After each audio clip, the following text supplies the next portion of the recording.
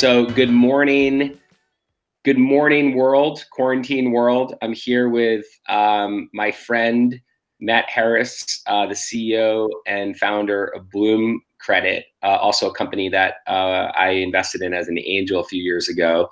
How you doing, Matt? I'm great. How are you? Good. Where are we today? And talk to us about your location. I am in Bushwick, New York, off the Morgan stop, if that means anything to anyone. The Morgan L. Yeah. Yeah, I've been in quarantine for about 3+ weeks now. I think I'm on day 21 of quarantine. Tried to get ahead of the curve on that one as much as I could. Yeah, and I'm sure you're doing all the things that getting creative and doing everything that most people have thought about to keep yourself busy and sane and keeping your brain running, right? Yeah, I'd say yeah, I've definitely tried all of the tricks, so to speak. But I guess we can get into that. Let's get into it. So we got a few questions, Matt, and I'm glad you could carve out a little time. No particular order. So you've been home for 3 weeks. What's been your worst? And listen, when I say lock up, I just don't want to use the word quarantine the whole time, so they mean the same thing. But what's been your worst moment of lockdown over the last few weeks? This is kind of just a funny. I thought it was a funny story, but I had like one moment of weakness where I was like really hungry at like 10 p.m. and there's like nothing really open at 10 p.m. anywhere, let alone like in Bushwick, and so the only place that was available was Burger King. Okay. So I ordered Burger King on Postmates, and like it took like the Burger King is not too far from where I am. It's probably like a 10-minute walk, and so despite it being only a 10-minute walk, it takes like over an hour to get here. And then I'm looking at the guy on the app, and it says he's showing up to my building, and he doesn't call me. He doesn't like do anything. He just gets to my building after an hour and just says he's delivered it. And I'm like, what the hell is going on? So I go outside to see if he just like dropped it off outside. I couldn't have been in any less than like a minute and a half after he had like left, and there's nothing there. So I think the delivery guy taking my Burger King. Oh, that's low, bro. That was really insult to injury. It was like I already felt like low enough that it's like the only thing I can get here is this Burger King burger. And what's the chances? I know you take care of yourself and you're a healthy guy. What do you think's the probability in a normal world, and not the underground that we're currently living in, the underworld, I think is the right reference from Stranger Things. What do you think the chances of you ordering a Burger King burger at your home is? Can you give me and I know you're none. 0.001%. There's like, I'd probably say I would do it like once or like twice a year max. I think the last time I did it was like 2 a.m. getting off a flight from San Francisco, and like same type of situation. Like, oh, I'm hungry because, you know, it's like still relatively like within time that I would eat on like Pacific time, and like there's literally nothing else. Like that's probably it. It's like we're in like desperate times if I'm ordering Burger King for sure. Right. All right. That makes sense. Hopefully you don't have to do that too much longer. Best moment. Maybe it's something you've learned about yourself, or somebody that you reconnected with, learned about yourself. I don't know. Maybe you figured out how to use the microwave in your place. I don't know. What's been the best moment of being holed up? I'd say it was probably last night. Depending on who you are, some people will like find this somewhat embarrassing, or they get it. But I've been to a like insane number of Dave Matthews Band shows.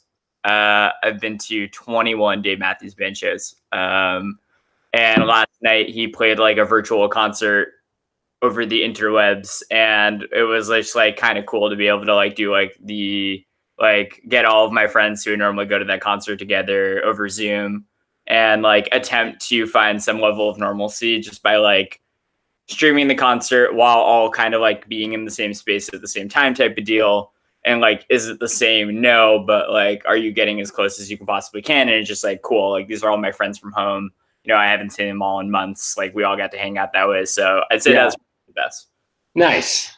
That's, you know, that there are some positive moments and experiences. It's not all gloom and doom. So people that I've talked to, I'm sure in your camp as well, there are some positive things, whether it's reconnecting and checking in on people, which has been important. All right, now, what has been the most absurd meme, text, image? Now, one that obviously I am recording this and there will be some level of sharing, so I don't want you to get in trouble. So anything that you're comfortable talking about that maybe has made you chuckle?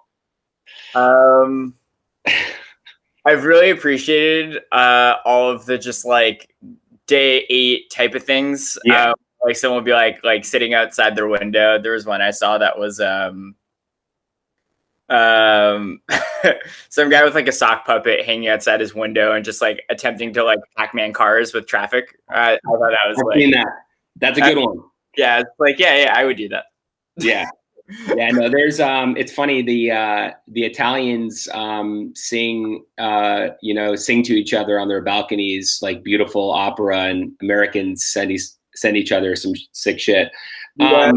If anyone hasn't seen, I think the Daily Show did a really good cut up of just like a bunch of Italian mayors who were like screaming at people for going outside, and it was one of the funniest things I've seen.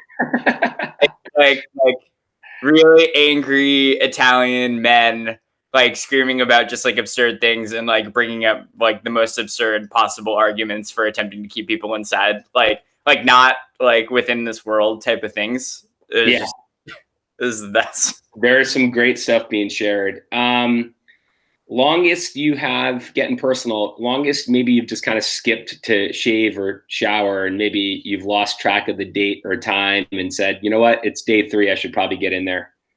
I definitely made one pretty embarrassing move where I've been pretty much entirely quarantined, but I'll occasionally go out to run.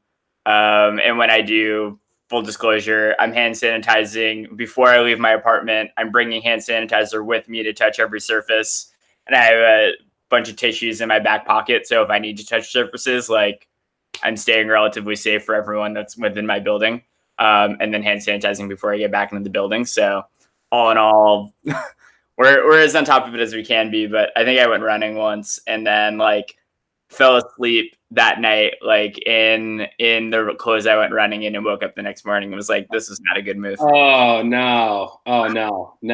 Sweaty hand sanitized Matt is not the guy that I want to picture.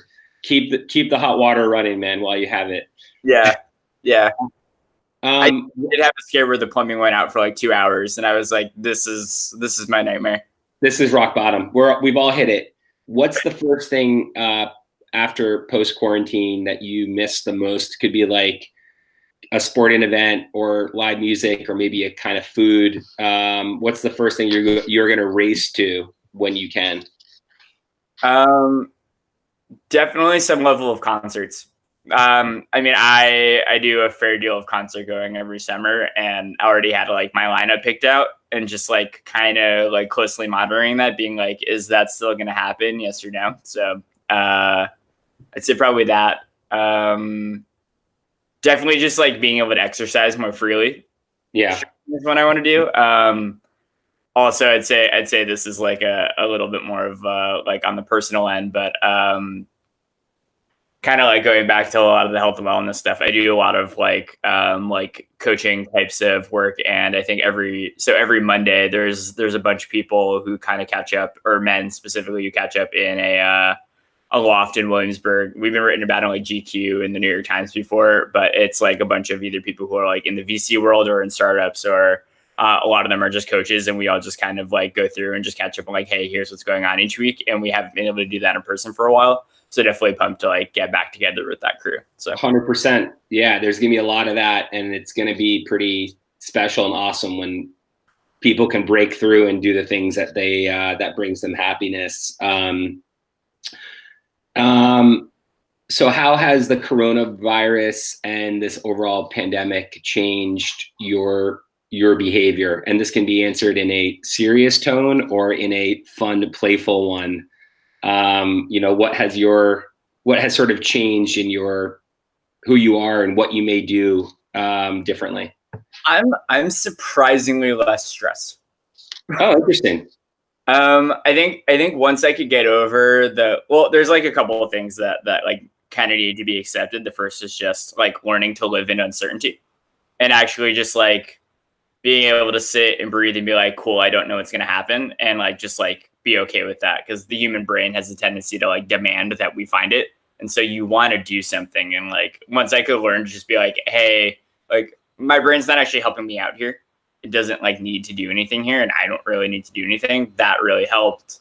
And then like, actually the thing is that when you're at home, you can really just make all of your routines kind of work for you, right? Like, during the week, because I know I'm going to be off at the office till like 6 or 7. Like I'm up at like 6:30 every morning to like go run, lift, meditate, like do all those different things, get in the office or like get to a coffee meeting by 9, like in office by 10, whatever that may be. And like, I don't really have to do that now. Like I actually can wake up later and get to the coffee meeting I want to get to at like 8 a.m. Yeah. Or like 9 a.m. Probably still in some form of my pajamas, then like go running at like 3 if I want to get back. Like it's just a lot easier. That's refreshing to hear that in a environment where most people are probably, more high strung and more fearful and panicked. It's nice to hear another perspective, which is, yeah. I'd say like, look, I'm definitely concerned about like what is like happening, at least in the city for sure. Like I live walking distance from a hospital that I can literally see from my window. And like every night I'm like attempting to just like try and see what's happening there. It's obviously it's like impossible for me to really tell, but like it's like a 7-minute walk and like directly visible from I'm looking at it right now. And like that stuff definitely stresses me out. But I think once I could kind of get a handle on the data and realize like how, as long as the medical infrastructure stays in place, this can actually be relatively manageable. It helped me like really calm down a bunch. Now that being said, there's still a what if of like whether or not that happens in New York. But knowing that, and then also just like kind of being a health freak in the way that I am, like, behind me are a bunch of pharmaceutical grade supplements of like every possible immune system booster you can imagine. So I feel like my body's kind of ready for whatever might come. So I think with that, I just kind of got in a mindset of like, cool, like I can't control what's going on. Let's just go with it. And like, there's aspects of what you can do that can like be relatively calming. Yep. Last question, Matt, on the kind of level of what sorts of creativity could be sparked from this moment. A lot of ideas and startups will be hatched and have been hatched from kind of tough times. So question for you is, have you had some ideas in the shower or kind of on your runs or whatnot that you're like, hey, someone should do this idea? You're busy running your own startup, which is doing really well. Or could be the other side, which is like you've woken up, and I often have an idea and then I wake up in the morning like that was the worst idea possible. Like, so any bad ideas to share or a good idea that you're happy to pass on to a founder to riff off? I mean, so specific to coronavirus or just ideas? No, anything that's because of this forced quarantine that you've been in. I think I have more ideas that we could go through on this call. I'll give a few of the coronavirus ones just because they've come up. I think I tend to believe that the world actually isn't going to change that much because we've actually like been through this before. The answer is like we get to a vaccine and then the fight's kind of over, so to speak. There's just the what do we do in the meantime. But that being said, like a lot of the stuff that's happening in China is really interesting, at least in terms of like the way they've been able to use technology to help slow the spread down. Yeah, and probably an opportunity for that to happen in the U.S. where, like, effectively what China is doing is attempting to track And like, I'm sure there's a way to do this that is not authoritarian the way that they're doing it. But like what they're doing is they're tracking people from building to building, and you have an app on your phone that literally will like give you like red, yellow, green signs. And if you're green, you can continue to go on. If you end up with like yellow or orange or one of those things, you have to go get tested because you've been in an area where someone else was also there that was tested positive. So the government's actually very easily able to figure out who was contracting what at what times. And if there was going to be one change, it may be that people are more willing to give up some level of privacy for this idea that they can be aware of when they've been in the vicinity of like sickness. On a way more analog approach, there's something for the idea of how we design buildings that's going to, I think, majorly be changed. Like I became really cognizant of it like the week that there was a reported case in New York. It's like, in order to get in and out of my office building, I probably have to touch something like 10 surfaces. Mm-hmm. That's wild. That's totally wild. There are 10 opportunities every time there's something like this happening that I'm going to get myself sick. And then you're wondering like why, or I'm sure people aren't wondering because of the density, like why New York is the hardest hit. It's like because of that. Like you're there's a quote from The Wire of all things that I think of at this moment. It's at one point, one of the characters, he's talking about trying to avoid going into jail or being killed. Are you ever going to be too slow or too late? And it's like, that's actually like what's happening here. It's like, you can be as careful as possible, but you're going to mess up because you're human. So I'm really interested in just what would happen if like people were to like really consider redesigning, just like, yeah, like every door should be revolving.